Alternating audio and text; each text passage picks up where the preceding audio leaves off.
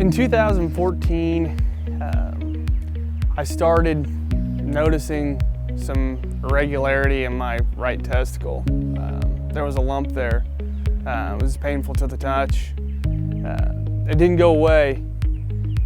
It wasn't a pain that just stopped. It would last a couple of days sometimes when it had been touched. So I became pretty worried about it. And it was hard to talk about. It's hard to admit. It took me a long time to even go in and see a doctor. I think it was a couple months before I even came in and saw a doctor. And, first, we thought it was just infection, and we moved on and later found out, probably 5 or 6 months later, it was cancer.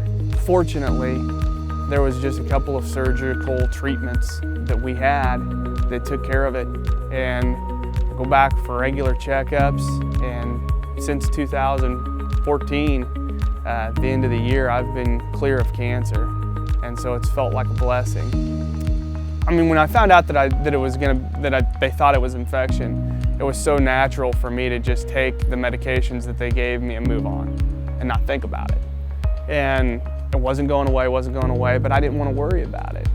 I still think I caught it relatively early, but it had spread. To my lymph nodes.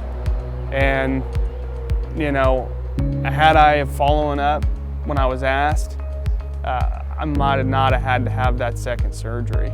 It can happen, and it can happen early in a young man's life. And I think my initial thoughts, I was scared.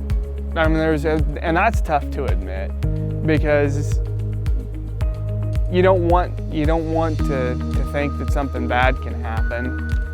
And you know, it's more of a fear for your family and your family's future. But you know, I knew that we were going to have to take care of it, and you had to accept it. It had to be accepted. The second surgery was enough to convince me that I needed to get people to understand how serious it was. It's no joke. That's a 9-hour surgery that I underwent that left me in the hospital for 7 days, and the pain was gruesome. And if you can spare one kid you can get one kid to understand the one kid that matters, how to self-check and take care of it early before they ever have to go through rounds of chemo or, you know, the surgery that I had. You feel like you're serving your community, taking care of people. And that's one thing that I wanted after I had gone through that scenario, was I wanted to be able to give back. My friend at the time was playing baseball in Drury down in Springfield, and he couldn't come up and see me because he was busy, obviously, with school and playing ball, and he wanted to be a part of it. He wanted to be a part of my recovery, and he created willpower bracelets. And so a lot of people in the community were giving those away and trying to help us with any expenses. Obviously, you just try to do anything that you can to help. And that's why St. Joe's kind of an important community to me, because they will stand up for people. They will come to your side and help. But that kind of gave the original women who started this at Mosaic, this camp at Mosaic, the idea for the name. I mean, there was okay, we got it. And, you know, that was, it's tough thinking something's kind of named after you, but because all I care about is kids have an opportunity to be helped if they need it. And there's a vat of knowledge there that if the kids will absorb, are willing to, and the group was fantastic last year in doing that. They were happy to be out there with those guys learning. And that's, you know, they can get so much baseball knowledge, and then they can get some of the testicular awareness knowledge and a non-threatening platform. And that's really what this has created. It's important because